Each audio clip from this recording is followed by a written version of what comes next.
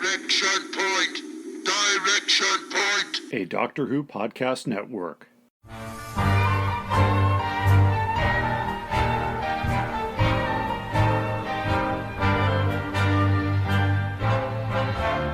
Well, hi everybody. Welcome back to Doctor Who Literature. We're a member of the Direction Point Doctor Who podcast network. My name is Jason. This will be a very short introduction. I am out of town in Baltimore this week. Today was yet another very strange day in the history of America's political life. We will not discuss any of that. Instead, we will get to the novelization of The Reign of Terror, a 1964 TV historical, and an August 1987 book. I was teasing at an audio essay about an event that happened to me in August 1987. I will do a very truncated version of that at the very end of this episode, but for now, it's Doctor Who time, so let's get to it. Hi, I'm Rupert Booth. I am known as Paul Ferry. And my name is Barry Williams. Together, we host Time Ram. Time Ram's a cruel mistress. It's a random number generator. That also. We roll a number from 1 to 13, and that's our doctor. Then 1 to 300 for the story, and then we ram them together. Even if it doesn't make sense. Cruel, I tell you. Time Ram, putting the wrong doctors in the wrong stories, so you don't have to. You're listening to Doctor Who Literature. Denise, welcome back. This is your third appearance or fourth on Doctor Who Literature, but it's been a minute. What have you been up to in the meantime? Well, thank you very much, first of all, for having me back, and I think this is my third time lucky. Yes, I have been busy on other podcasts because other podcasts are available.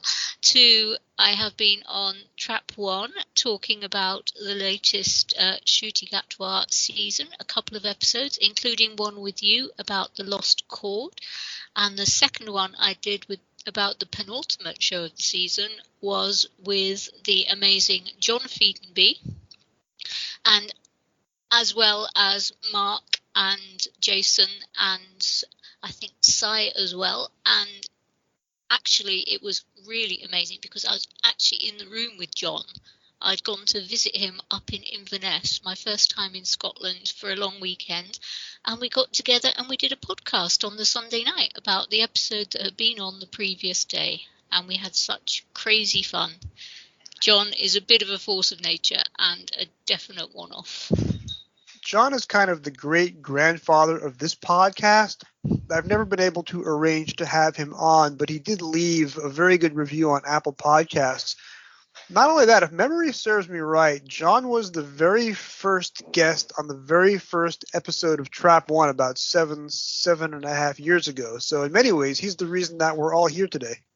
He certainly is, yes. I mean, when Mark invited me to podcast on Trap One for the first time, then of course I asked John what he thought, and he gave me some very good advice. He said, bring the love, show the positivity. There's enough criticism and enough hatred of the show that you're supposed to love out there. So, just be positive about it all. And that is what I have taken with me the whole way through because, I love the show. And I can always find something to like, even in the episodes that are not the best. And that is basically the mission statement for this show also. I don't mind being comically negative once in a while, but for the most part, I try and be nice about everything because, especially with an episode that's 60 years old, the criticisms have already been said. There's really no reason to pile on. So looking back in the archives, you were on episode 35, which is The Mutants, and episode 66, State of Decay. This is your first appearance since then. You caused a little bit of a kerfuffle when you used the word, quote-unquote, androgynous back in the State of Decay episode to refer to Adric, and I got a hate review on Apple Podcasts, which was later removed. I guess Apple decided that it violated a term of service or something. But it violated some spelling rules, as I recall. Yes, but it led to the creation of the phrase ghastly woke zombies, which Jim Sangster put on a t-shirt, which now many of us wear. So that review was actually a very good thing for this show. Oh, fabulous. I should have one of those. I am the proto-ghastly woke zombie. And as you and I were saying earlier, I'm not quite sure how the word androgynous is even controversial in the first place, but somebody took it the wrong way. Well, yes. I mean, it's an accurate description of the young character of Adric and also arguably of Matthew Waterhouse at that age. Definitely. I mean, I went to an all-girls school and I was at school with a girl who looked exactly like him. Thick dark hair, snub nose, beautiful brown eyes, really, really pretty girl. Yeah, he was androgynous. There's no two ways about it.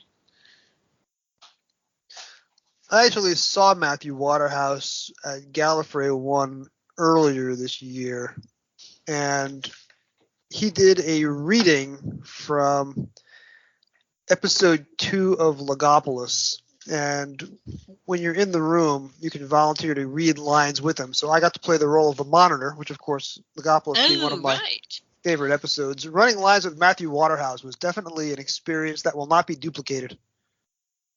I've only met him once, but he was very jet-lagged, I think. Yeah, flying from the UK to Los Angeles certainly is a good quarter of the way around the world, at least. So he'd come a long way to sit in a hotel ballroom. So I want to quickly get to the episode for this week. This is, of course, our mini William Hartnell season on Doctor Who literature. It's our third of 4 straight First Doctor novelizations, and we have The Reign of Terror, which was not a very accessible story for the longest time. The novelization was the only way to experience it, unless you were around in 1964 when it aired in the UK. Then you and I both have some miles under our belt, but not that many miles. Well, no, I was -5 at that point in the game, so no, that wouldn't have worked. And my other half was only 2, so he probably wouldn't have got a lot from it either. When would you have first experienced Reign of Terror in any form, be it novelization or audio or telesnap reconstruction or bootleg VHS or commercial VHS or DVD? You know, I think it must have been the novelization. I have it. It's a first edition. So I would have bought it in 1987, at which point I was studying English literature in my final year of secondary school in the 6th form. And so I was reading a lot of other things besides Doctor Who books at that point. I think I was devouring Ibsen and Kafka and Jane Austen. But certainly I bought this, and so I definitely would have read it. And obviously seeing who the author was, knowing that it was published posthumously, that was quite a thing.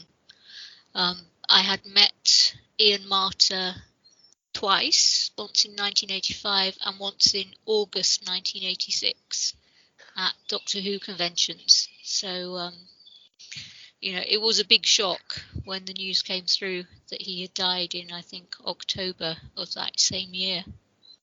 October 28th, on his 42nd birthday, if memory serves me right, which is obscenely young. My problem growing up in the States is that I was not connected to any sort of fandom culture whatsoever until I got to Rec Arts Doctor Who in 1992. The way that I would have learned that Ian Marter died would have been whenever I bought the novelization of The Rescue, which mentions it in the foreword. But that was one of the last novelizations that I got, so I probably didn't find out about his passing until well after it happened. Didn't have the same immediacy that it might have had for you, and I, of course, never had a chance to meet him. Yeah, he was such a lovely guy. I've probably told this story before on a lot of podcasts, but the first time I met him, I was 16 years old, and I was immediately struck. He was just talking to all the fans in a hotel corridor. He was dressed much like Harry Sullivan himself. He still had his sideburns at that point, and he was so excited and so pleased and interested in everybody, it seemed to be. And of course I was a female fan, which made me stand out like a sore thumb as well. back in the classic era, we were rarer than rocking horse poop. But yeah, he was charming, and he signed my copy of Ark in Space for me, and which he was also, he was in it, and he wrote the novelization. And so the next year, it was a bit of a shock to see that his hair had been cut very, very short.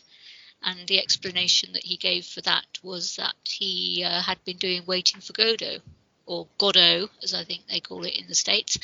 And so that character either had to have a shaved head or very short hair. So that's why. But certainly he didn't look ill. He was perhaps a little chubbier than he had been. But yeah, had another lovely conversation with him. He posed for me, so I've got a really nice, although 1980s quality cheap camera quality photograph of him.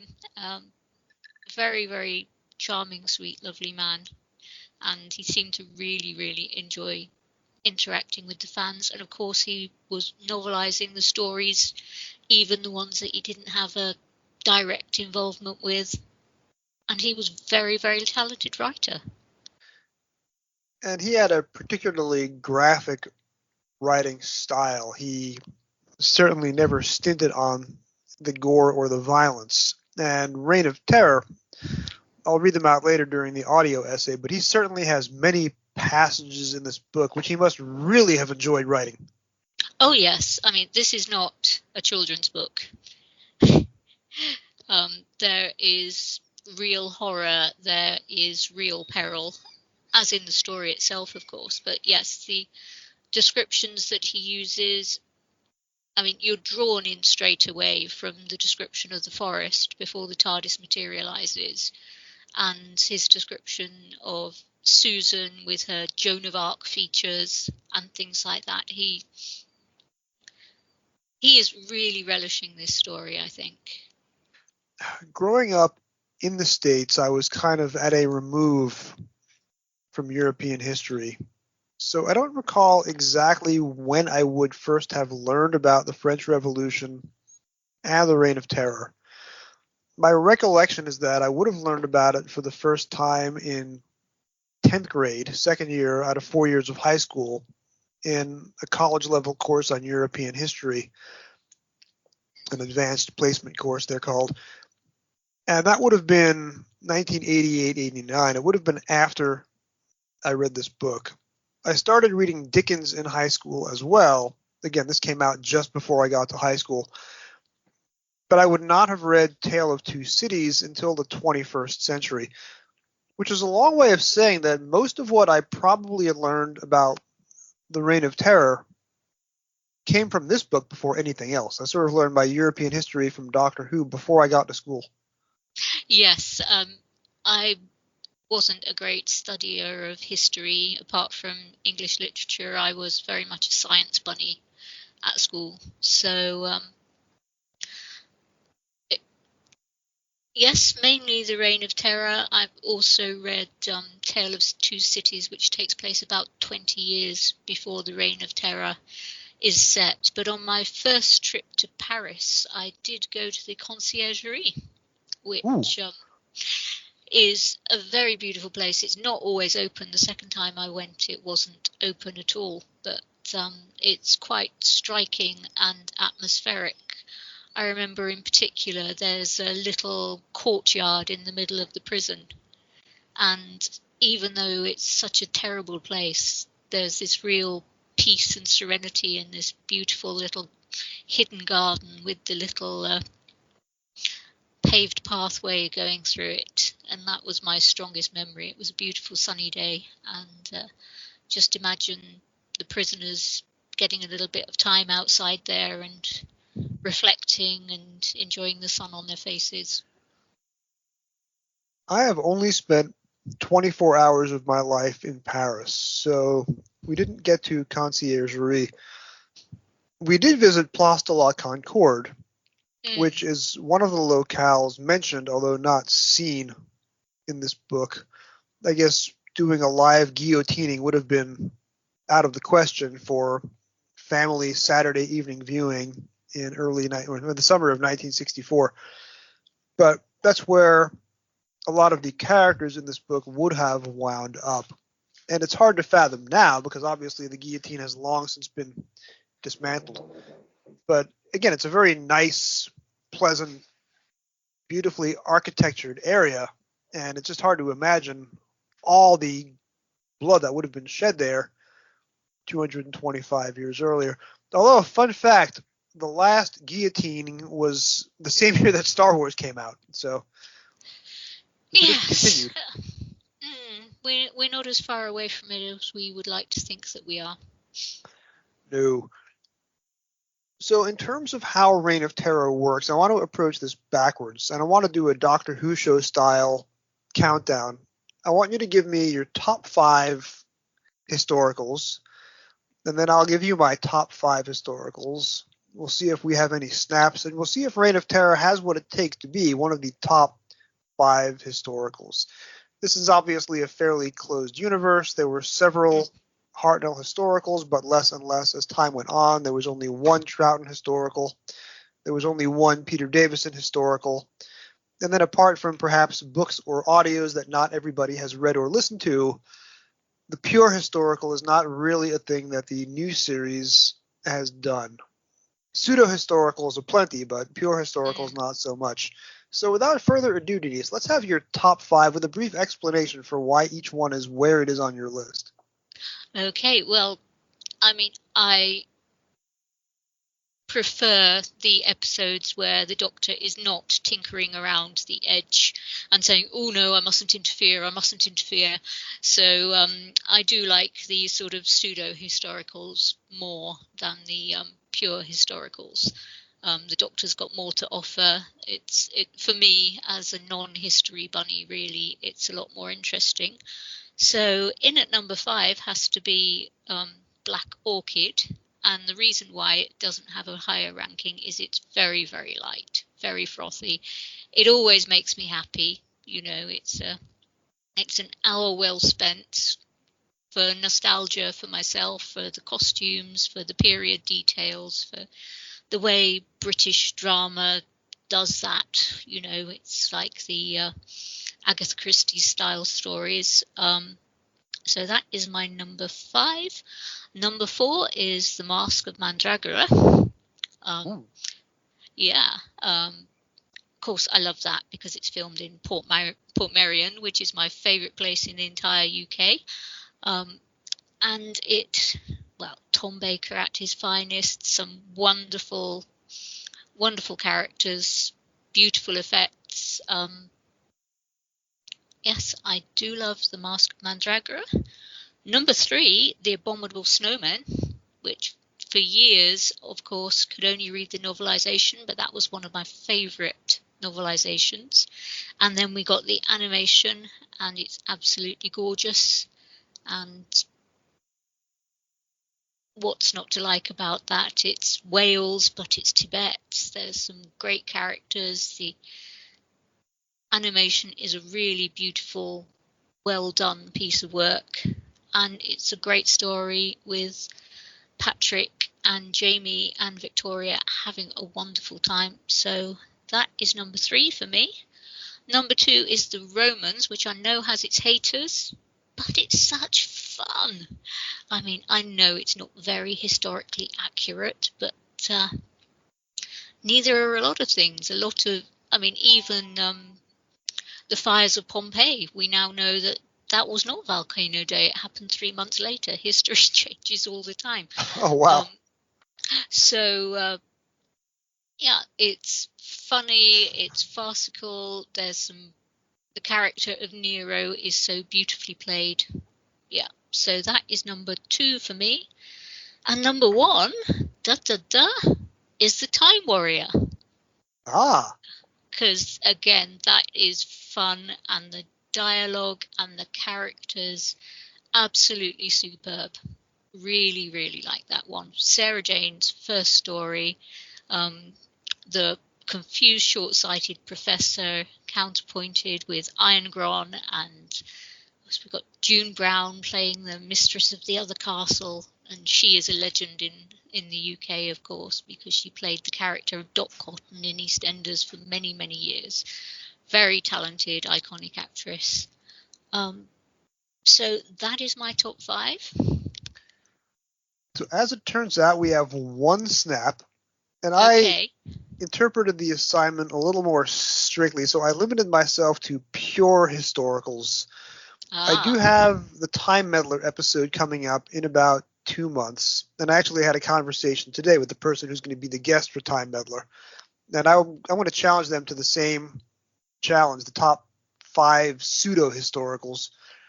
So even though we interpreted the assignment differently, we both had one of the same on both of our lists. So for me, pure historicals, number 5 is the Crusade. Very lushly written. Certain sentences were intentionally designed to be in iambic pentameter, even though it does take certain 1960s liberties with its cultural view of what the Crusades mean, with certain characters in swarthy makeup.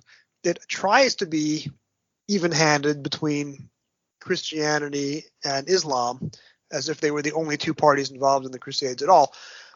But William Hartnell has definitely settled into the role. He has a great relationship with Vicky. Ian is literally knighted by the King of England. And of course, you have a very young Julian Glover, age 30, and I think an even younger Jean Marsh.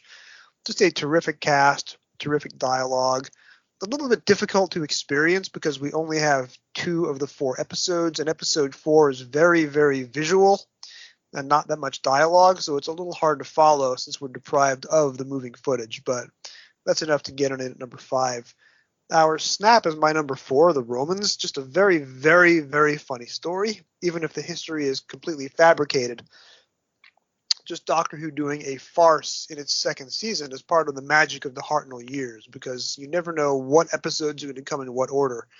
So to go from the rescue to the Romans to the web planet to the Crusade to the Space Museum to the chase all at once, it's much more diversity of storytelling than Doctor Who is doing perhaps now. So for me, even though it's a comedy, the Romans is high up there. Number 3 is the Aztecs, and this story works a little bit less for me every time I see it, but you really can't deny the power of Barbara trying to change history and having everything go spectacularly wrong. The Aztecs really doesn't have any villains per se. Tlatoxel is not really the bad guy. He's just a man of his time doing exactly what his job description says he is supposed to do. Richard III, basically. And of course, he is victorious at the end of the story. Number 2, The Massacre. We're getting to my Massacre episode also in another month or 2. And this is a story that I've really struggled with over the years because it is very, very hard to follow and track exactly what's happening.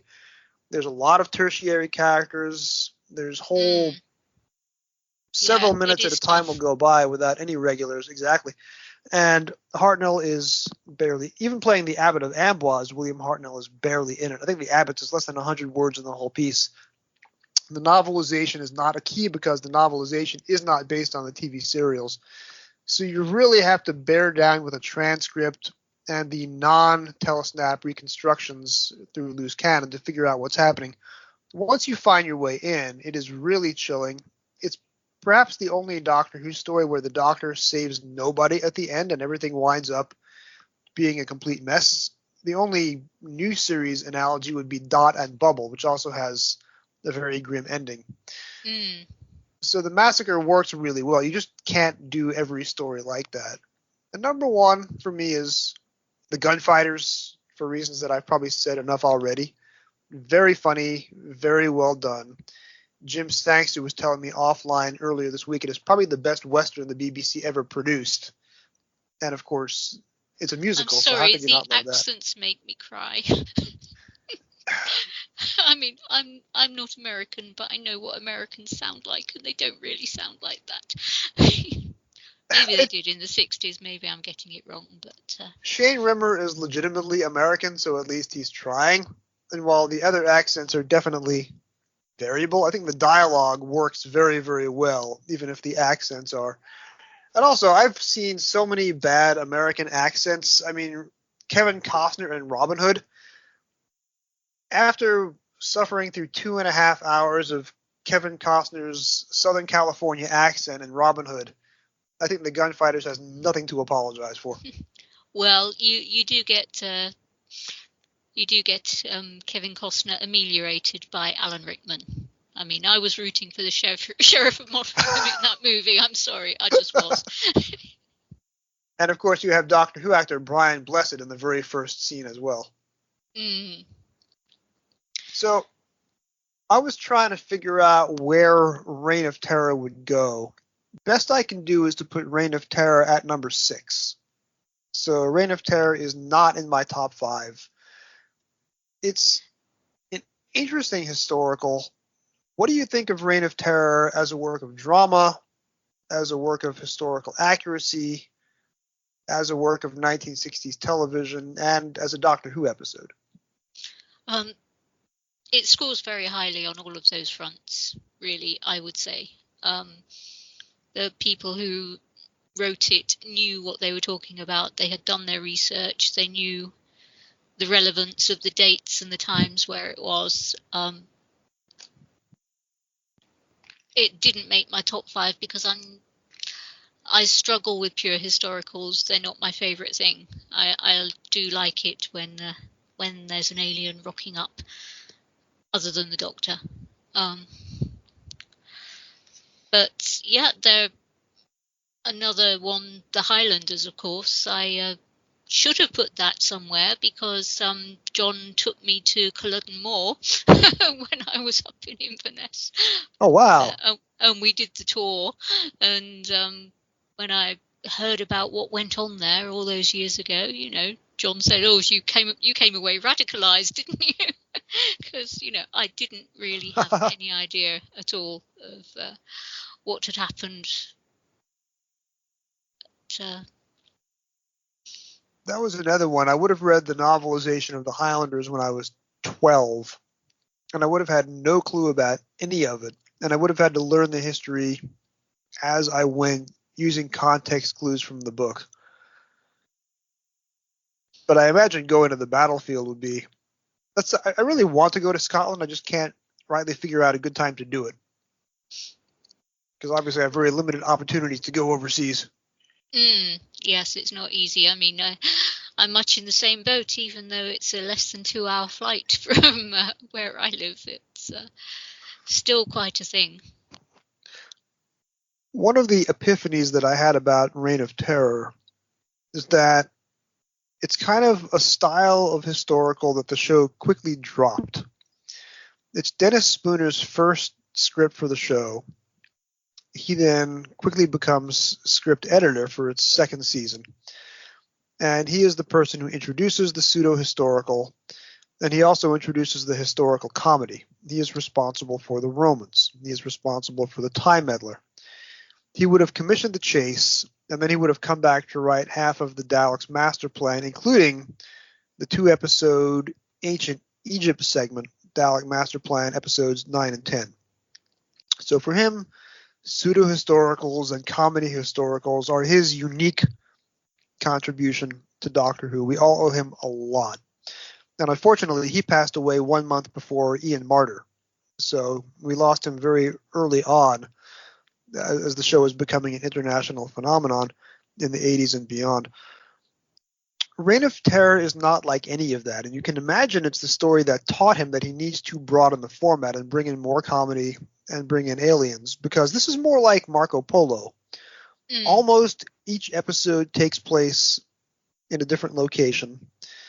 You have to write around the fact that William Russell gets his 2-week holiday. You have to write around the fact that William Hartnell is not going on location, so somebody else is cosplaying as the Doctor from behind. And not for the first, not for the last time either. Exactly. And that'll come back, of course, again to be very funny in the chase. But not only that, you have, I'm not going to say Reign of Terror fails. I don't think it fails at all.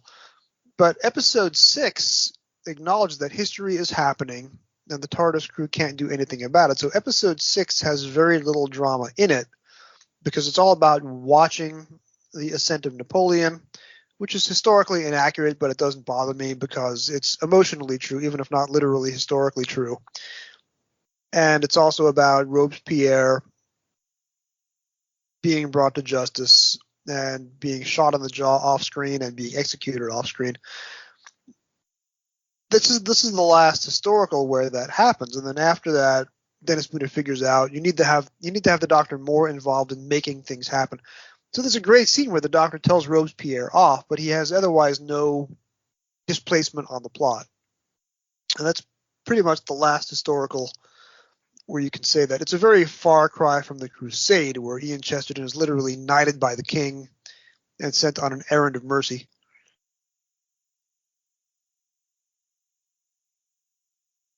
I mean, it is a very good story, and the novelization, I think, adds some things. It also adds some elements of confusion, but it is a very, very strong novelization indeed. But, I mean, historicals, they were just something that they did, and I think it was start of BBC's broad remit to educate and entertain, so you had to take a little bit of education in with your entertainment, even if you were a kiddie for Doctor Who. So Right. But it's a terrifically acted story, and it's a terrifically directed story, because the episode 1 cliffhanger, it is so fast and furious. I, for many years, believed that was put together in post-production, but no, that was all done live to tape in the studio with the Vision mixer and film inserts, and you have the flames in the barn literally bleeding into the closing credits, which is a very neat visual trick. People tend to view the Hartnell years as cheap and poorly directed because there's a lot of visible bloopers and because the production budget was about £1,200 a month. The effort and care they put into making Reign of Terror work is astounding when you look at it in the context of 1964. This looks better than a lot of Doctor Who productions done 20 years later, when you have much less ambitious directors like Ron Jones coming in to do the show in the mid-'80s. Yeah, I mean, you have to put things in the perspective of the time in which they were made and how things were filmed, and there's no way around that. And if you don't like the idea of watching something that was filmed as live, then, and won't watch something for that reason, then you are missing out on so much classic stuff. I mean, my life is greatly enhanced by Quatermass and the Pit from the 1950s, for example. You know, I watch that about once a year, I think, on average, late at night. It's Quatermass and the Pit night, you know. Absolutely adore that stuff, and I do like the slower pacing, and you know, I'm one of those people who is always watching having a chronological run of Doctor Who, and so at the moment I'm in the middle of the second story in Trial of a Time Lord. Oh, and I know that once I've gone through all of the classic era Who, and once I've gone through all of the new Who up to the latest episode, and I go back to stage 1 and I go back to episode 1 of An Unearthly Child, and it's like a palate cleanser after all of the intensity and all of the massive effects and the cinema scope of the whole thing. Just to go back to basics, it's refreshing, and I kind of look forward to it, because you can't eat sweets all the time. Sometimes you just need a cheese sandwich, don't you? This is one of the reasons why I would like to do a Hartnell podcast week by week after Doctor Who literature wraps up. I'm about 40 books or so away from the end of the classic targets, and I'm not convinced that I want to go and do the new novelization, so I would probably immediately turn this into a Hartnell podcast. But Reign of Terror, again, working within the confines of what they have. Episode 1 is the characters walking very slowly around a small studio try saying that 5 times fast, a small studio set, narrating what they see until things quickly get out of control in the second half. You've got a very good cast. A lot of the actors in this will go on to do more Doctor Who's, and that's always the mark of a good show, a well-directed show, because the actor who plays the overseer in episode 2 comes back several times, most notably in Ambassadors of Death and Castrovalva. The actor who plays James Sterling, who according to the DVD production notes is a thinly veiled James Bond pun, he comes back in the Crotons. The actor who plays Leon, the turncoat revolutionary, is of course the War Chief, which is one of Doctor Who's best villain turns in the Hartnell era. Terrific cast, even if some characters cycle out too fast and are only seen in one episode. It's a very well done production, very well acted, with very good dialogue, and that's why I think Ian Marter is a great choice to novelize this, because the book certainly is very atmospheric, but he's taking the TV dialogue almost word for word, and he hardly changes any of it. It is a very faithful representation in some ways, although he decides that everybody is speaking French, and obviously the Doctor speaks immaculate French, and Ian is struggling a bit. Of course. Susan's is really good. Barbara's is pretty good, but Ian is really having to think about everything. So the idea of the TARDIS translation circuits does not apply here. And of course, he describes the Doctor as a Time Lord a few times, which is not something we knew at the time. And he mentions that the Doctor's body temperature is 60 degrees Fahrenheit, which is also, well, it was a new one on me. A cool customer indeed. That comes from the great Robert Holmes in Spearhead from Space. Ah.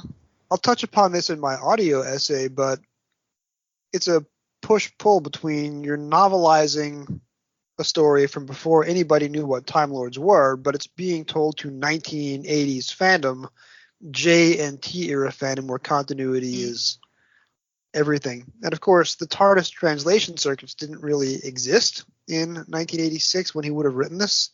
That's, I think, much more a creature of the new series. Well, they were mentioned in the in Mask of Mandragora. Then the Doctor says it's a Time Lord secret I let you share. But and of course, the Hartnell Doctor was not a Time Lord yet, so it's questionable whether he had that secret. I mean, they're struggling with their French, and they don't figure out, how they managed to speak the same language as the Thals and so forth, and how they managed all right in other stories on alien worlds and the Stone Age people.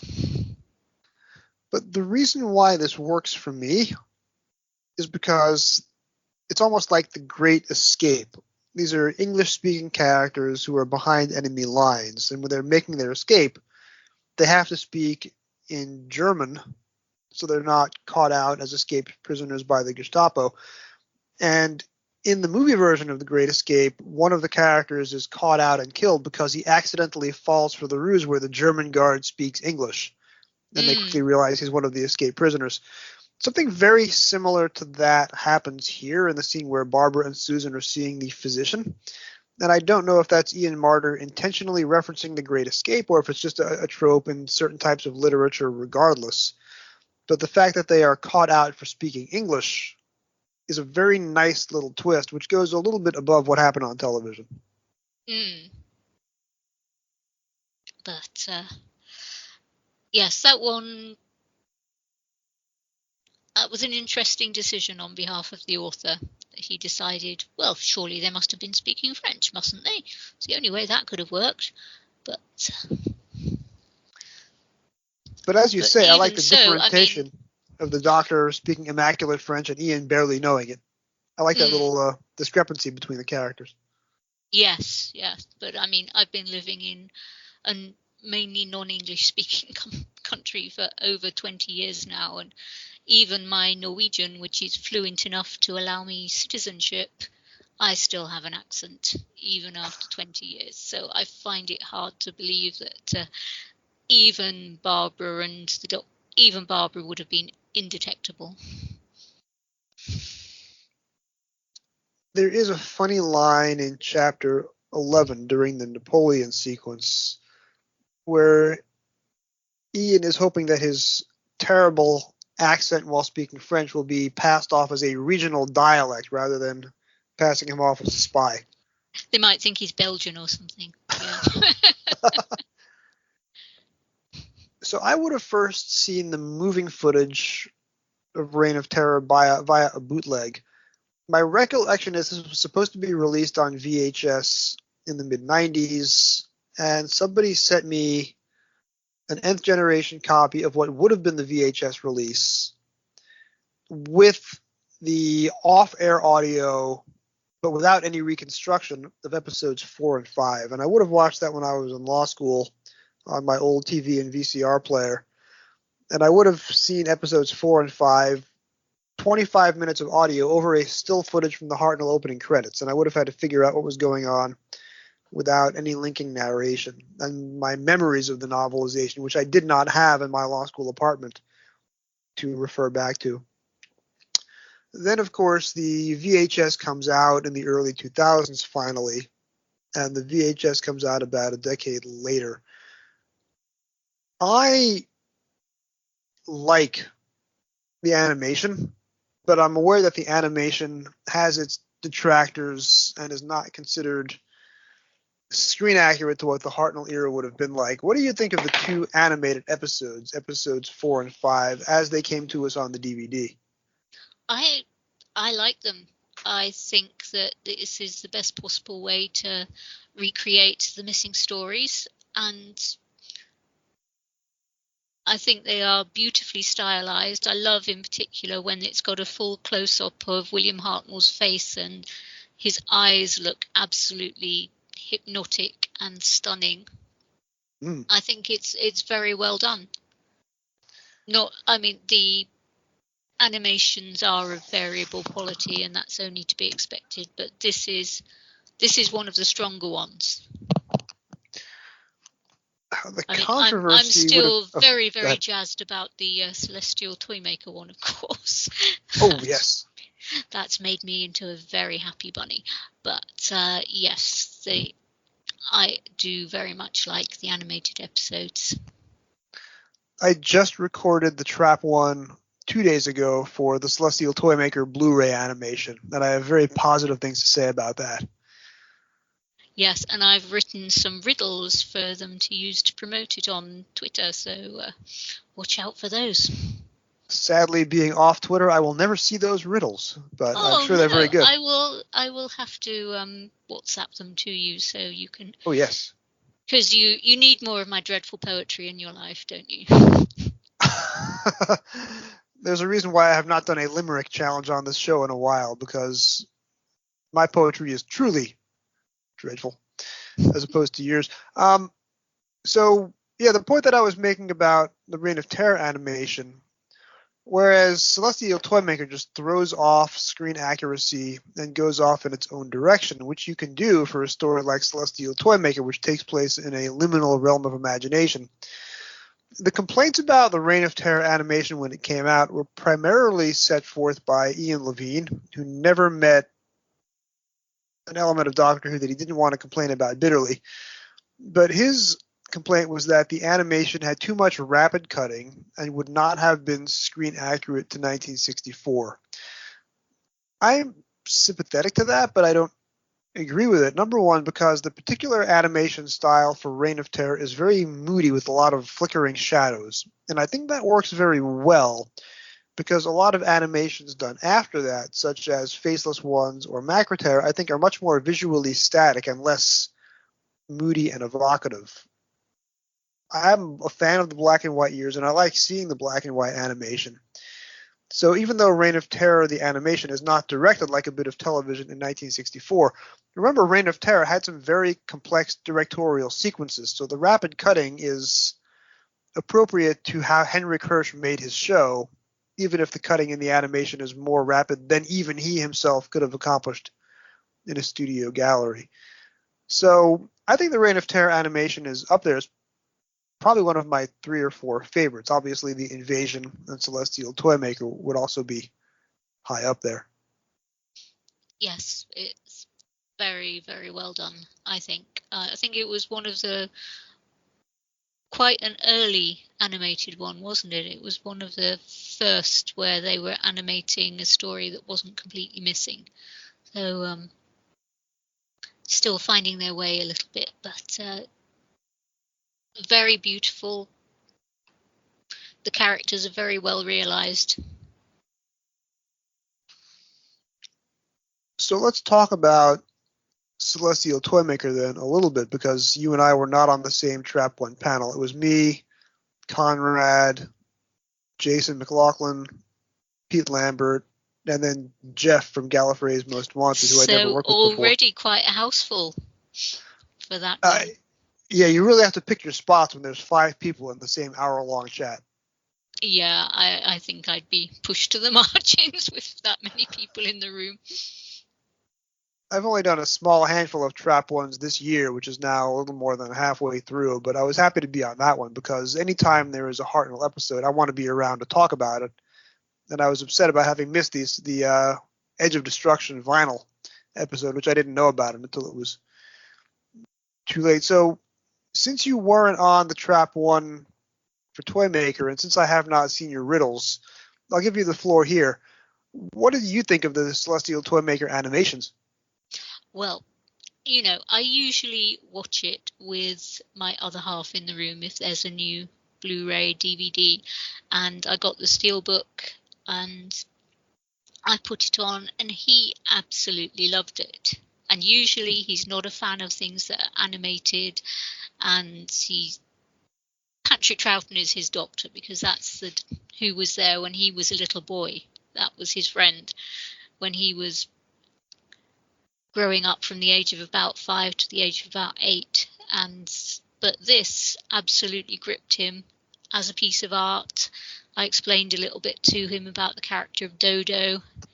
You know, I've got this theory that they wanted her to be like the character in A Taste of Honey, the girl in A Taste of Honey played by Rita Tushingham. I think if they'd had the guts to go with that and actually had her as a very rough around the edges Mancunian character, then that would have been absolutely fabulous. But of course she ended up being received pronunciation, polite lady who was probably going to be somebody's secretary when she grew up. So that was a shame, but I love her in the Celestial Toymaker. You know, compared to very, very didactic Stephen Taylor, played by Peter Purvis, and doesn't seem to be much of a character stretch if you know Peter Purvis as Blue Peter presenter and aging Brexiteer, as he probably is these days. It's she is very refreshing, and yeah, lovely animation. Really, that one scene where it's just like the Toymaker's head and his mouth is opening super wide and there's all those playing cards in there. It's like watching something like Yellow Submarine for the first time. You know, it's really got these magic moments in it, and I've watched it 3 times already, which is a lot because I'm quite busy. But I'm like, yep, okay, well, I've got some ironing to do. I'm going to put Celestial Toymaker on again. I have watched it twice. I watched it once with the pop-up production notes, which are just absolutely one of my favorite parts of the DVD range, because you can go deep into the production files and see why things happen the way they did. And then I watched a second time with the Toby Hadoke audio commentary, where he has Peter Purvis on and the animation director and one of the actresses who played one of the dancing dolls in episode 3. So he brought back people who were available from 60 years ago, which unfortunately is not too many of them, but he does have a pretty crowded audio commentary booth. So that's the 2 ways that I've seen it. And you're right, this came up on the Trap One also because 1966 is the beginning of the psychedelic era. So having a psychedelic twist to your Toymaker animation is actually very thematic. It is, yes. Yeah, it sort of put me in mind of things like the Phantom Toll Booth and stuff like that. So, yeah, I loved it. And I've been wanting to see Celestial Toymaker ever since I'd heard the audio. So, finally, there it is. if you had a choice for you, what would be the very next animated story to come out? If cost were no expense, whether the episode is partially missing or totally missing, which do you want to see next as a Doctor Who animation on Blu-ray? Oh, well, they'll have to get round to the Dalek Master Plan eventually. Why not grasp the nettle and just do it? It would be a big old job and no mistake. But it is a story that needs to be seen. That is exactly the answer that I gave on Trap 1. And I know that episode is going to be released after you and I finish this conversation, so you haven't heard me say it. But for the exact same reason, it's a 13-part story if you include Mission to the Unknown. Virtually every episode takes place on a different planet, so you definitely have room for the animators to be very creative. You have tons of alien species, you have tons of characters, and even though it took 3 months in real time, this is an episode that moves because you go back and forth from Kemble to Earth to the Devil's Planet to Myra to several different vignettes across episodes 7 and 8 between the Christmas Day story and the New Year's Day story. Having a full color animation of the ancient Egypt sequence would be one of the greatest things ever. Because right now I'm still rereading Justin Richards' 1995 novel, The Sands of Time, which was the first sequel to Pyramids of Mars, separate and apart from the episode that you did Trap 1 on, the penultimate episode of the new series, which was also a sequel to Pyramids of Mars. I guess that's not a spoiler anymore. And then, of course, you have the whole chance to animate the Time Destructor sequence and the death of Jean Marsh's second Doctor Who character. There's so much there that is just crying out for full color widescreen animation. And it's going to happen eventually, and I can't wait. But hopefully it doesn't happen 10 years from now, but more close to the present. Well, hopefully it won't be AI generated. Hopefully there'll be some humans in the mix. Oh, gosh, I hope not AI. So we're about ready to wrap up here. I'm going to set aside the quiz book for this week. I want to give you the last word. Anything else that you want to tell us about Reign of Terror, or anything else Doctor Who related that you're experiencing, or anything else that you're enjoying right now that you want to recommend to the audience? Well, there is a lot to love in the Reign of Terror, so I would recommend both the TV show and the novelization if you can get your paws on it. Very, very interesting, good story in the classic Doctor Who mould, and has a lot to be said for it. Like I say, it's such a broad church, this series, and going back to the old days can be very, very refreshing if you find, for example, the frenetic energy and the complex story arcs of, say, the Moffat era a bit too much for you. You know, take a step back and look at some linear storytelling, which, you know, you won't have to remember everything that happened 3 months later. You know, it's a simpler time, and there's nothing wrong with that. There was an article on the Norwegian News this evening, actually, where they were talking about they're finding now that people at concerts and music festivals, they're using their phones a lot less to film and record what they're watching. They're actually taking the time to be in the moment and enjoy just being there and watching it. And I think we all need to do more of that, whether we're watching old Who or new Who. So as for what I'm enjoying at the moment, I'm rewatching the 2005 Russian adaptation of Master and Margarita, which I have on DVD. The subtitles aren't great, but once you get used to them working the way they work, it is a beautiful piece of storytelling. So giving that, I think, my third or fourth watch. And we're watching Dark Matter on Apple TV at the moment, which is complicated but enjoyable. About to see the last episode, so I'll see what the resolution is there. And yes, been watching the 4 seasons of For All Mankind, which is absolutely amazing television if you haven't seen it. about the space race, but an alternative version of the space race if things had gone a little bit differently. And that is a great journey. So enjoying that very, very much. I have not seen that. What platform is that on? That is on Apple TV. Sadly, that is the one streaming service I do not get, so I will have to find a workaround. But I do want to see that from your description. Yeah, it's a very, very good, very interesting show. And that was a John Featonby recommendation as well, strangely enough. But and as he is the great-grandfather of this podcast, I will pass the recommendation to all of you in the audience. If John likes it, it cannot be wrong. All right, Denise, thank you so much. We will have you back on here before Doctor Who literature runs its course. And, of course, I will have you back on for the Hartnell podcast as well, if and when I get that off the ground. Looking forward to it. And where else can we find you on the internet? Okay, I am on Twitter as @cupoftea69. I'm on Blue Sky and Mastodon as Denisery. There's a link to my blog in my Twitter bio. Other than that, I'm not hugely active online at the moment. Got other things going on. I'm quite an avid gardener, and it's summertime, so I'm mainly outside getting my fingers into the soil and talking to bees and stuff. Well, that is much preferable to looking at a screen arguing with strangers, which is how I'm spending way too much of my time, especially during an American presidential election season. I think maybe you should do less of that, Jason. I mean that caringly. There is other stuff to be doing. Well, it is broad daylight in Brooklyn on a weekday afternoon in July, so I'm going to go outside myself. I might not be talking to the bees or digging into the soil, but I am going to go outside and enjoy the day.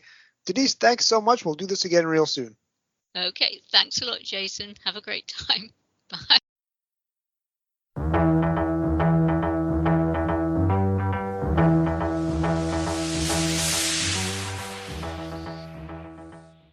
Doctor Who, The Reign of Terror, by Ian Marter. Broadcast as The Reign of Terror, teleplay by Dennis Spooner, televised in August and September 1964, paperback release date August 20th, 1987, target book number 119, cover artist Tony Masero. It is 1794, and the TARDIS materializes some distance away from Paris during the French Revolution, the infamous Reign of Terror. Soon, the TARDIS crew find themselves caught up in the tangled web of historical events. Imprisoned in a dank dungeon, Ian is entrusted with delivering a message to Master Spy James Sterling. Who is James Sterling? What world-shattering events are being discussed in a deserted inn off the Calais Road? And can the Doctor and his friends escape a violent and bloody death at the dreaded guillotine? We're at a moment in the Target era when all the Tom Baker and Peter Davison stories have already been novelized, and there's only one John Pertwee story left. Coming real soon, thankfully, because that TV story is a banger. And with the 1985-86 hiatus, having left 18 months without any new TV stories to novelize, we've been doing a lot of navel-gazing into the distant past. Tons of Hartnell and Troughton stories were not adapted in the early to mid-1970s when Pertwee and early Tom Baker titles had the biggest print demand, but now we're positively rolling in them. 10 of the last 11 novelizations have been of 1960s Who, and with Nigel Robinson now at the Target helm, we're seeing a lot of those stories novelized by their original authors, William Ems, Paul Erickson, Peter Ling, Victor Pemberton, Glyn Jones.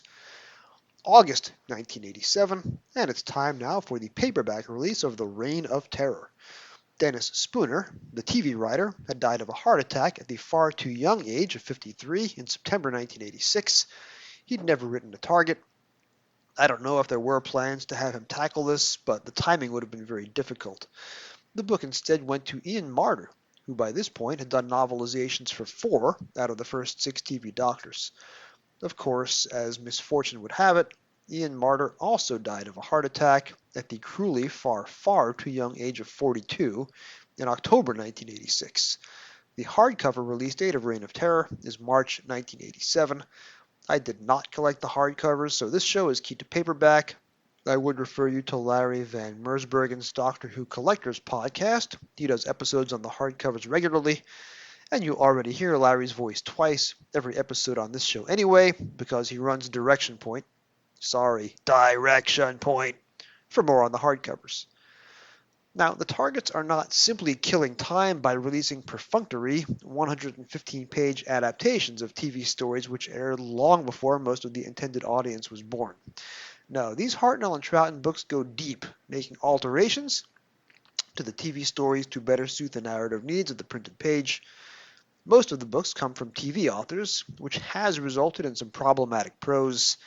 We'll get to the massacre in a month or so, and when that day comes, boy, you ain't seen nothing yet. But Ian Marter is one of the best prose writers Target has, or unfortunately had, at this point. Marter does something very interesting with Reign of Terror. He doesn't change anything major. Instead, he puts himself into the heads of one Ian Chesterton and one Barbara Wright, and decides to reimagine the story as those people would have experienced it had they been real. This results in one of the most lived-in Target books, where the de facto leads truly are strangers in a strange land, spending the entire story playing catch-up with guest characters who speak another language. Other Target historicals did not attempt this. Not John Lucarotti's Marco Polo, not even David Whittaker's Doctor Who and the Crusaders, which was itself a bold reimagining of the TV scripts. I'm not going to read the first 2 pages out of Reign of Terror, but Marter writes as if we're in an alien world full of unseen monsters. The TARDIS's arrival is heralded by freakish sights and sounds, and the prose line, Majesty had been abolished, and an unnameable terror lurked everywhere, page 7, is both intensely metaphorical and literal at the same time. At 154 pages, this book runs 15 pages longer than the previous book, The Censorites, and most of the previous novelizations that have come out in paperback so far in 1987.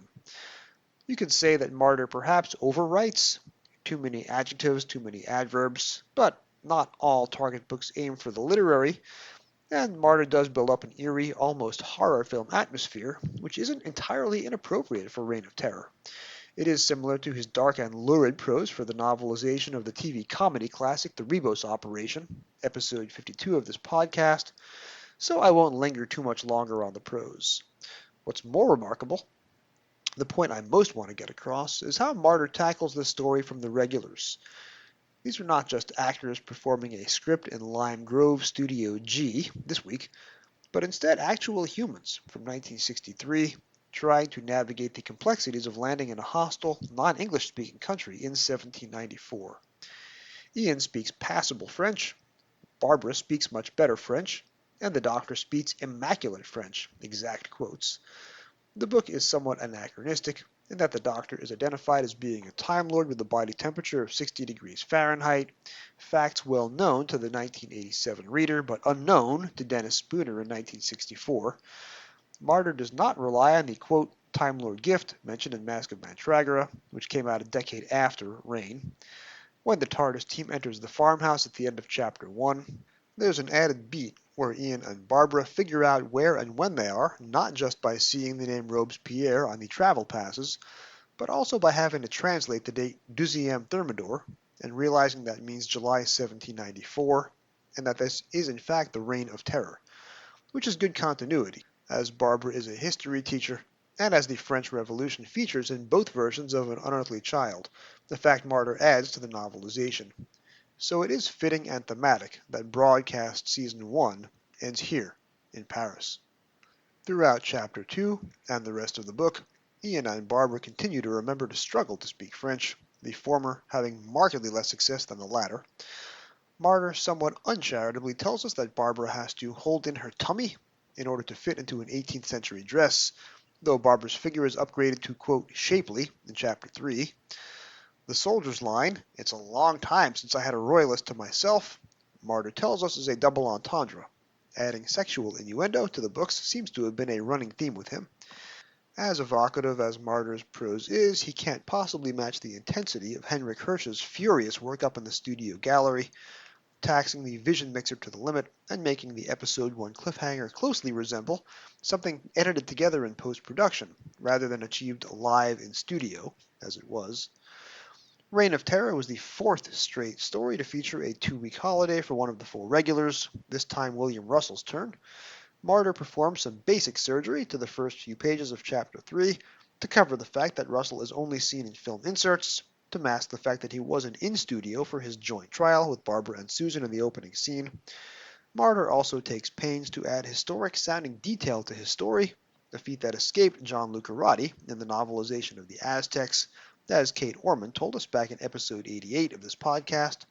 So there is a tumbril and tricoteuses dipping their knitting wool in blood at Place de la Concorde, and the aristocrat Rouvray in Chapter 2 was noted to use pre-revolutionary place names, quote, as though by insisting on the original names he could somehow turn back the clock and unmake the cataclysmic events of the previous 5 years.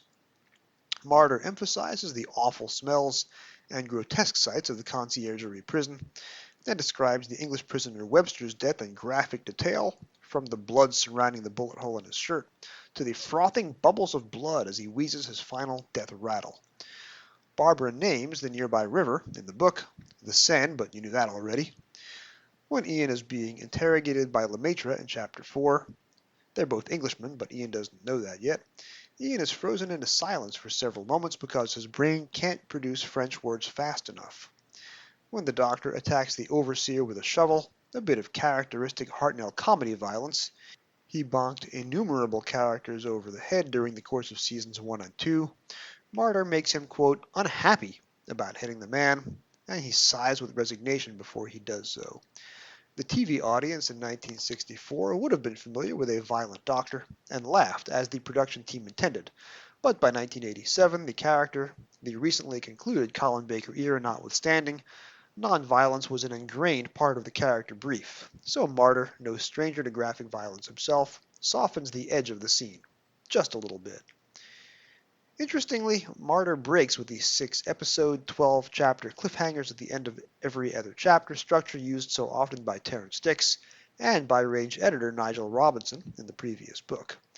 Here, Chapter 4 ends on an amusing note, the Doctor's jailbreak, and the episode 2 cliffhanger falls 2 pages into Chapter 5.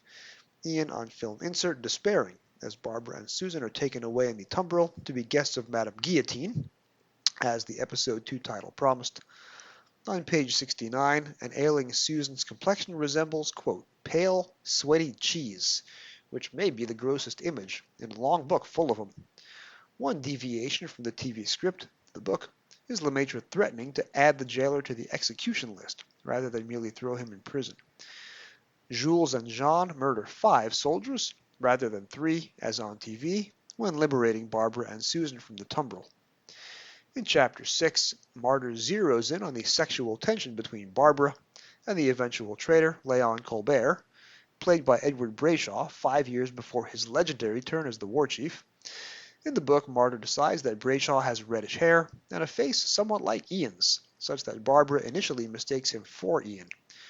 Now, it's an article of faith and fandom that Ian and Barbara are a couple, were a couple, and have always been a couple, ever since David Whittaker's novelization of The Crusade, way back in episode 2 of this podcast, and all through the original Virgin Publishing and BBC Books novels of the 1990s and early 2000s. But when Reign of Terror was written, they were not a couple, and Barbara was the lust object of a villain in seemingly every other story, and that's Leon here.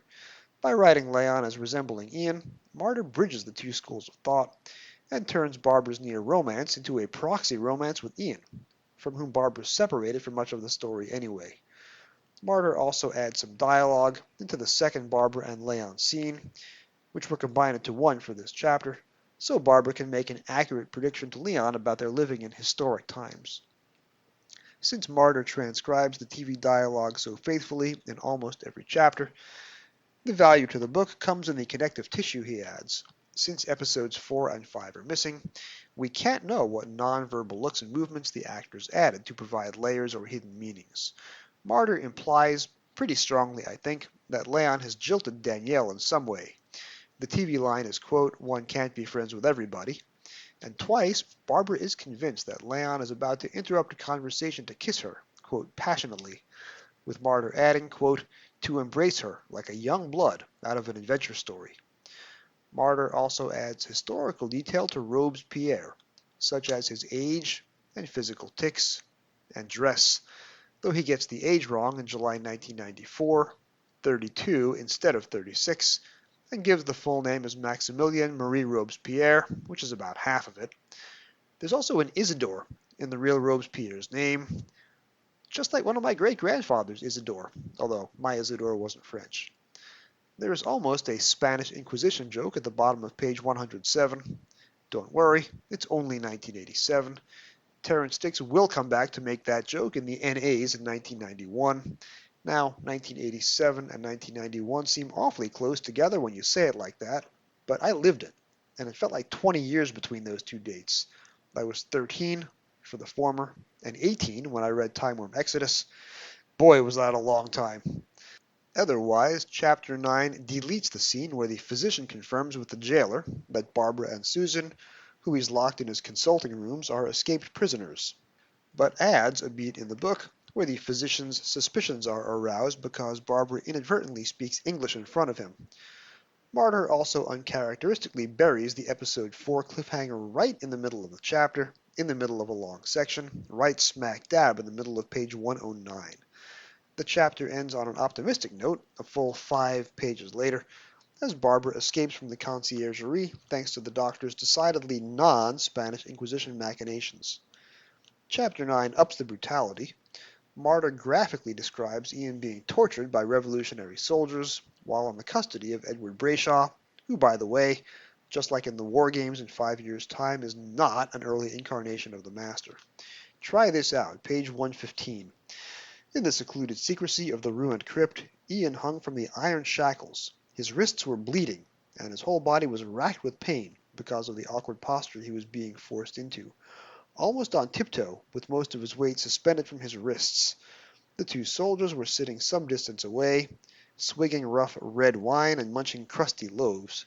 Ian groaned in agony, his parched throat burning, and his tongue rasping against the dry roof of his mouth, like sandpaper.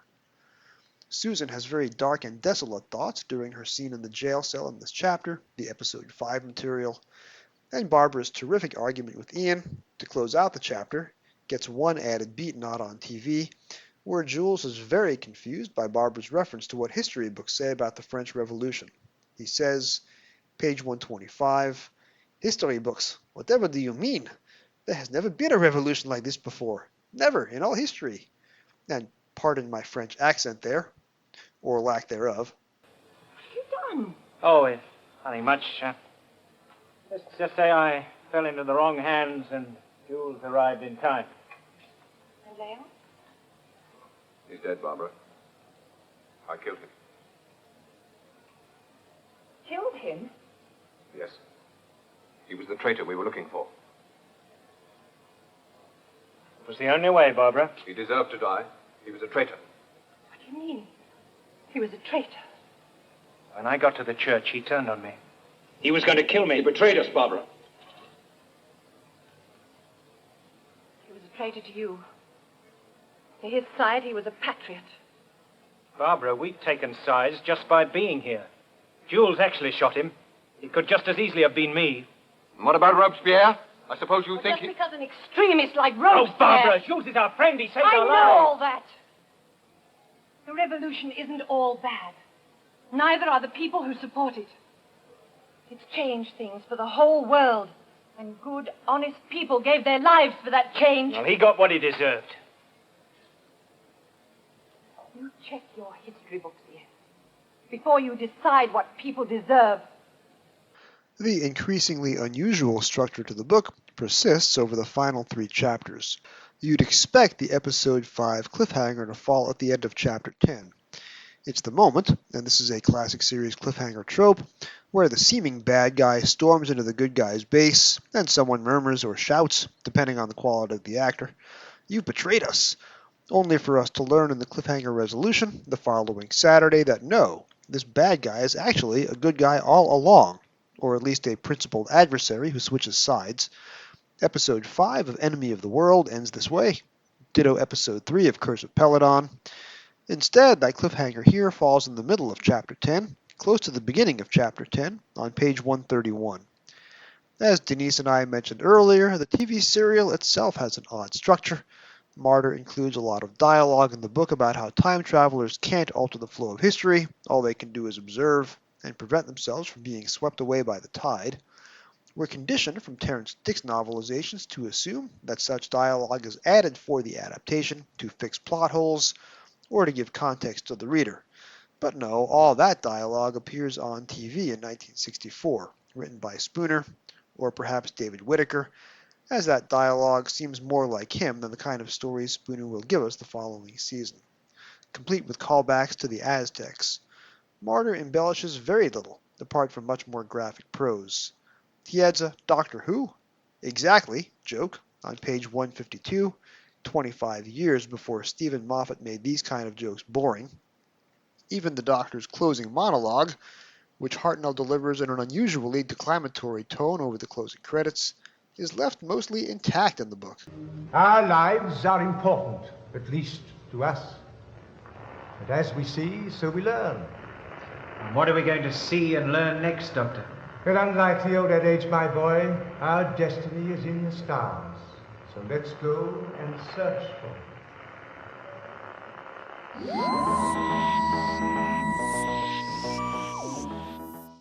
Martyr's value comes from the prose. The paragraph on page 154 personifies both the weather and the blood dripping from Robespierre's shattered jaw. Quote, "The rain dropped out of the hot black sky in great soaking blobs. Concealed in the porch opposite the prison, Barbara watched the laughing, cheering throng of soldiers and deputies surge along the street and up to the gates of the conciergerie. In their midst struggled the thin, crouched figure of Robespierre, his hands still cupped around his bloodily foaming mouth, and his elegant clothes covered in long trails of blood, like streamers hanging from a maypole." This is pure Ian Martyr. Terence Dix does not write like that. The only embellishment added by Martyr that doesn't work, really, is his chapter 11 insistence, page 142, that Napoleon is short. He wasn't. Napoleon is considered short because of two factors. One, the French inch being longer than the British inch, such that Napoleon was said to be 5'2", which under the current measurement would be 5'6" or 5'7". That's my height, short for 2024, but not in 1794, when the average stature was smaller. And the second reason, of course, is British propaganda, a little bony, the phrase that even John Pertwee uses in Day of the Daleks. So yeah, Napoleon was not short. Of course, Napoleon also was not secretly offered the rulership of France in a little-used inn off the Calais Road in 1794. The Hartnell era didn't take place in real history, just in the popular perception of history. Reign of Terror sings as a novelization, sings like that song in Les Mis about the songs of angry men, about the blood of the martyrs will water the meadows of France. And yes, after reading this book, I myself am ready to venture beyond the barricade and see the world I long to see, which is more Ian Martyr books. Unfortunately, there is only one more of those left, and it is not next week's book either. Next time, on Doctor Who Literature, it is our fourth straight William Hartnell novelization to come out in paperback in the summer of 1987. It is our second straight novelization of a Hartnell historical. Jason Davis, the Jason Davis, comes back to the show again next week. Very excited to talk about another Dennis Spooner script, one that is much funnier and takes a very different approach to history than The Reign of Terror. It is the third and final novelization by Donald Cotton, whose novelizations are very controversial and very unique. There is nothing quite like the novelization of Doctor Who and the Romans, which Jason and I will tackle next time on Doctor Who Literature. Now, because this is August 1987, I was going to open this week's episode with an audio essay about my very first romance, which occurred in August 1987 at a now defunct hotel in the Catskills in New York, the first 3 days of which were soaring and life-changing, and then I was very stupid, as 13-year-old boys are. I declined an invitation to share a milkshake with 2 separate straws, and I said that I didn't want to dance because dancing was stupid. As you can imagine, there was no coming back from that, and the next 3 days after were absolute torture until our reservation was up and it was time to go home.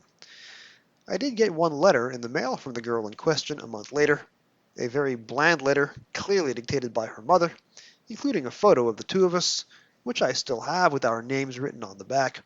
Her first name was Veronica, which, yes, for those of you who asked, is largely what prompted my essay about Elvis Costello 2 weeks ago in the Space Museum episode. Never saw Veronica again, but thanks to the electronic miracle of social media, I learned recently that she passed away in March 2020. We lost many people in March 2020. This is one more that hurts. This episode is not dedicated to Veronica per se, although if I could go back in time and tell my past self to do certain things differently, August 1987 may well be my first destination. I'm not going to say any more than that, so I will not include any longer essay on the topic, except to say thank you for joining me on another episode of Doctor Who Literature. Our executive producer is David Barsky. The podcast is produced by Jim Sangster and yours truly. This week's episode was written and edited by me. Our logo was designed by Jim Sangster. A special thanks to my special guest, Denise Sutton. This podcast can be found on most of your podcast apps of choice.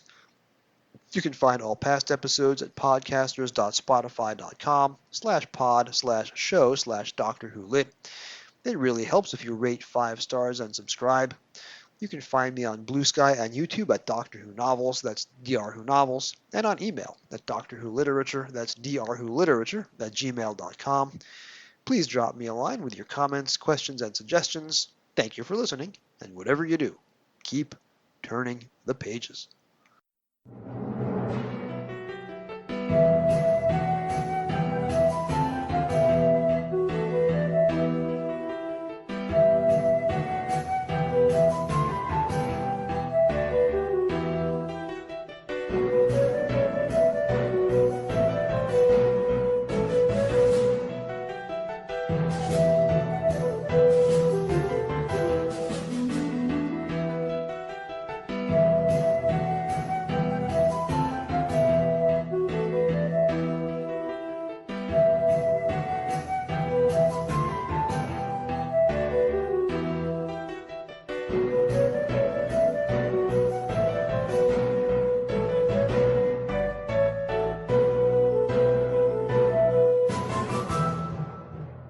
Direction point! Direction point! A Doctor Who podcast network.